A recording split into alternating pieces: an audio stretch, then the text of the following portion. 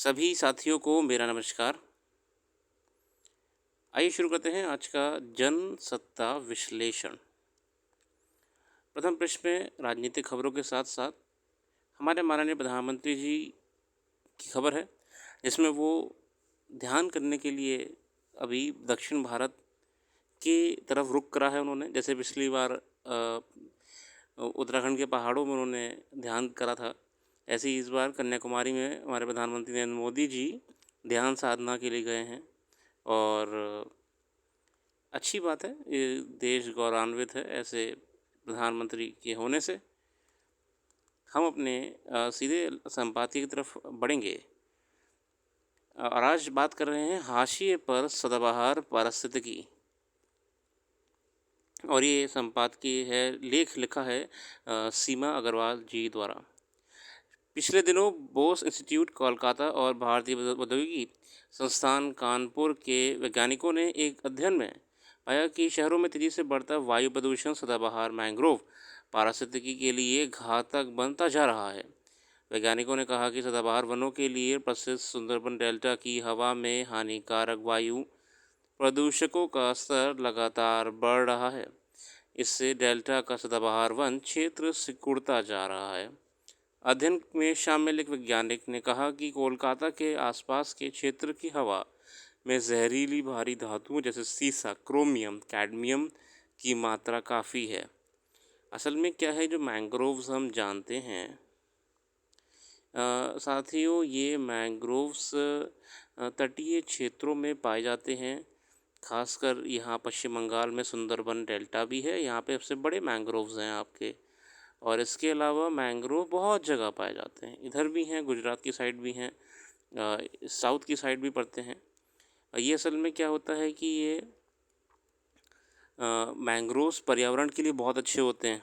ठीक है, मैंग्रोव्स आपने पिक्चरों में देखा होगा, कुछ ऐसे पौधे होते हैं, प्लांट्स होते हैं जो पानी में डूबे भी रहते हैं और बाद में पानी जब चला जाता है हाई टाइड लो टाइड के कारण, तो ये ज़मीन बन जाती है अपने आप में। जनरली ये पानी में आधे डूबे रहते हैं, घने जंगल होते हैं ये बहुत। सुंदरबन में तो टाइगर भी पाए जाते हैं बहुत। इन मैंग्रोव्स तो बहुत ही रिच इकोसिस्टम है अपने आप में, बहुत ही रिच इकोसिस्टम है। एक मैरीन लाइफ के साथ साथ टेरेस्ट्रियल लाइफ भी यहाँ पे बहुत ही अच्छे से जीती है। अच्छा, मैंग्रोव के लिए कई कार्यक्रम गवर्नमेंट शुरू भी कर चुकी है। देखिएगा, मैंग्रोव्स के लिए सरकार ने बहुत काम करे हैं। दरअसल उपयोगिता की मुताबिक, अच्छा अभी समस्या क्या आ रही है कि असल जो बो इंस्टीट्यूट कोलकाता है, इन्होंने जो हवा है उसका टेस्टिंग करा।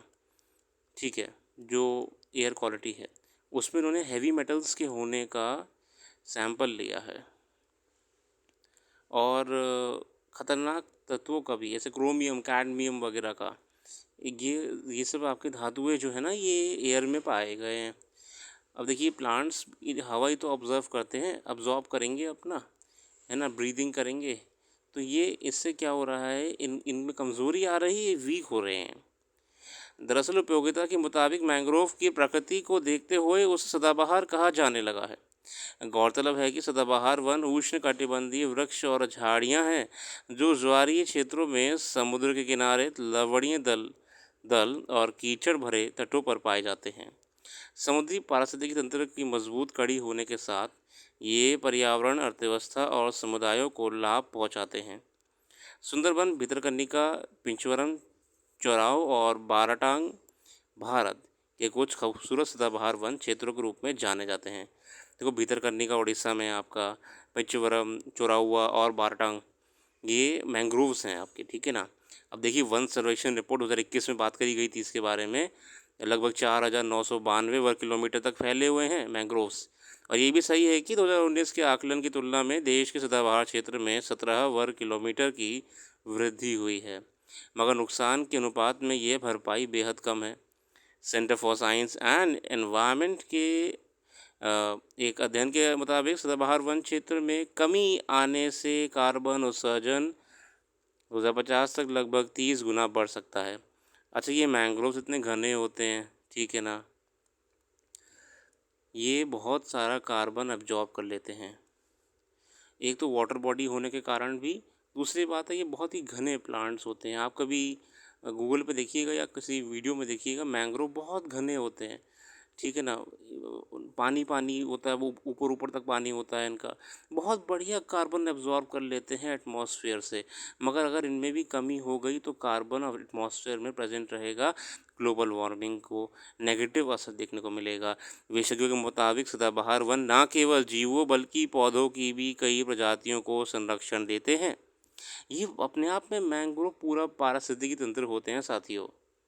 वायुमंडल में काला कार्बन, जिसे हम ब्लैक कार्बन कहते हैं, PM2.5 और PM10 कणों के होने से सदाबहार पौधों में प्रकाश संश्लेषण की दर कम हो जाती है। अब देखिए जो PM2.5 है, पार्टिकुलेट मैटर जिसे हम कहते हैं, और ब्लैक कार्बन है, देखिए अगर ये आपकी वायु में प्रेजेंट होते हैं ना, तो ये जो प्लांट की एक्टिविटीज़ हैं, बायोलॉजिकल एक्टिविटीज़ हैं, ब्रीदिंग, रेस्पिरेशन वगैरह, उसमें ये समस्या क्रिएट करते हैं। विशेषज्ञों का मानना है कि वायु प्रदूषण के अलावा तेज़ी से बढ़ता शहरीकरण, अर्बनाइजेशन, तटीय विकास, तीव्र औद्योगिकरण, तटों और जंगलों की कटान आदि ऐसे कारण हैं जिसे सदाबहार पारिस्थितिक तंत्र को ही हाशिए पर धकेल दिया है। देखिए रैपिड अर्बनाइजेशन है, कोस्टल डेवलपमेंट है, इन सब की वजह से हमारा जो ये इकोलॉजिकल सिस्टम है ना, ये समस्या झेल रहा है, ठीक है ना। अभी आप देखिए कि अभी तो टेम्परेचर ज़्यादा गया भी नहीं है, 45-50 टेम्परेचर पे हम लोग की हालत ख़राब हो गई है ना। ग्लोबल वार्मिंग तो देखिए, हमको समय रहते अगर हम पर्यावरण के लिए काम नहीं करेंगे साथियों, तो चीज़ें मुश्किल हो जाएंगी। चलिए, अब देखिए हम पर्यावरण की बात कर रहे थे, संकट का तापमान को लेकर ही लेख यहाँ पर आ गया है। इसे पढ़ लीजिएगा, कुछ खास नहीं, मैंने पढ़ा था। 52.9 डिग्री सेल्सियस का तापमान दिल्ली में दर्ज करा गया है, मुंगेशपुर इलाके में। मुश्किल ये है कि जिस समय कुदरत की मार से उपजे संकट का सामना करने के लिए आम लोगों को सतर्क होना चाहिए और सरकार की ओर से हर ज़रूरी कदम उठाए जाने चाहिए। वैसे में अलग अलग राज्यों के बीच एक विचित्र खींचतान शुरू हो जाती है। दिल्ली सरकार की ओर से ये आरोप लगाया जाता है कि भीषण गर्मी से उपजे पेयजल के संकट के बीच हरियाणा दिल्ली के हिस्सों का पानी नहीं दे रहा है, और राजनीतिक चीज़ गलती रहती हैं। अगला लेख है जानलेवा सफाई, इसका ध्यान आप कर लीजिएगा। ओवरऑल बहुत आर्टिकल्स इसमें अच्छे आए हैं, आप इनका पूरा अध्ययन करिएगा, है ना। अभी देखिए हाल ही में आपकी राधिका सेन, अगर मैं गलत नहीं हूँ तो, ये मेजर हैं इंडियन आर्मी की। इनको यूएन जो पीस कीपिंग फोर्स होती है ना, यूएन पीस कीपिंग फोर्स में अवार्ड मिला है, बहुत बड़ा अवार्ड मिला है, ठीक है ना। तो ये भी करंट अफेयर होती है। अब ऐसी करंट अफेयर जो मिस कर देते हैं ना, वो वेबसाइट में मैं डाल देता हूँ, या फिर जो यूट्यूब का ही कम्युनिटी वाला देखते हैं सेक्शन है। आप जब यूट्यूब चैनल खोलेंगे तो इसमें कम्युनिटी वाला एक दिखेगा आपको, वीडियो कम्युनिटी, तो कम्युनिटी वाले में आपको मैं करंट अफेयर अपडेट कर देता हूँ। तो ये करंट अफेयर आपको है ना, ये हमारी वेबसाइट पर मिल जाएगी, सब डिस्क्रिप्शन में लिंक मौजूद है, ठीक है ना। और इसके अलावा देखिए अभी हाल ही में एक आपकी वो चल रही है ना, एक्सरसाइज रेड फ्लैग चल रही है। कहाँ चल रही है एक्सरसाइज रेड फ्लैग? ये चल रही है यूएसए के अलास्का शहर में, यूएसए के अलास्का शहर में।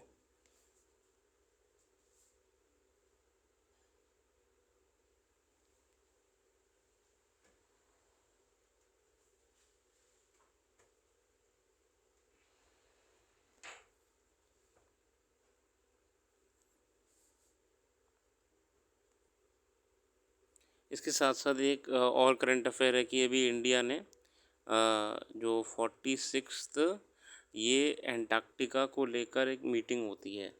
एंटार्क्टिका जो नीचे आपका एंटार्क्टिक कहते हैं, ठीक है ना, ये जिन बिल्कुल आपका देखिए कॉन्टिनेंट है,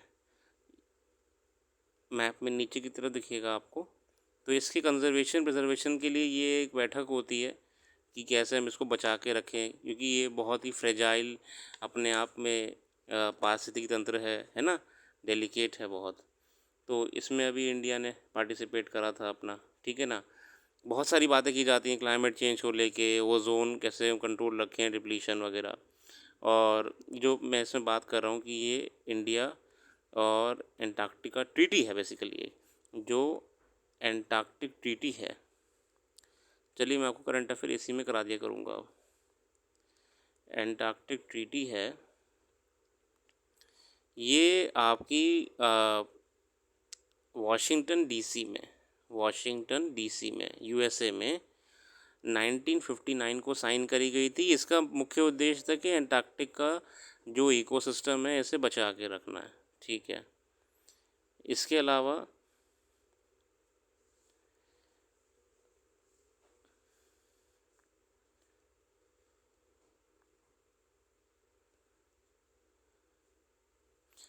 आप भी देखिएगा इसके बारे में और क्या चीज़ें। मैं सिर्फ आपको मेन वो बता दे रहा हूँ कि करंट अफेयर कौन सी ज़रूरी है। ठीक है, आरबीआई ने एसआरओ होते हैं, सेल्फ रेगुलेटरी ऑर्गेनाइजेशंस, इनको लेके खबर दी है, फ्रेमवर्क जारी करा है। ठीक है ना, फाइनेंशियल ऑर्गेनाइजेशंस होते हैं, आप देखिएगा कि एसआरओ क्या होते हैं, है ना। ये क्या फ़ायदे होगा इसका इंडस्ट्री को, और कैसे ये जो एसआरओ फाइनेंशियल इंस्टीट्यूशंस होते हैं ये अर्थव्यवस्था को योगदान देंगे अपना। ठीक है ना।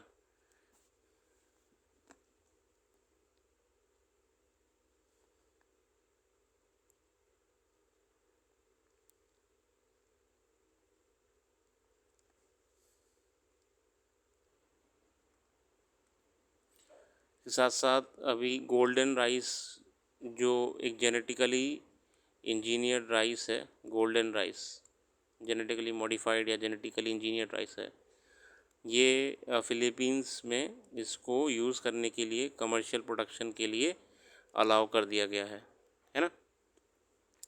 ये सब भी ज़रूरी है आपको देखने के लिए।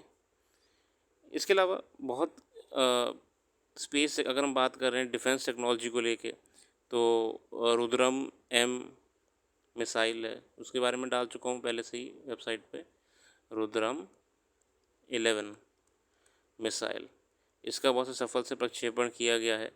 ये एयर टू सरफेस मिसाइल रहेगी। ठीक है ना, और डिफेंस टेक्नोलॉजी के लिए है, इंडियन एयरफोर्स ने इसको टेस्टिंग करी है इसकी।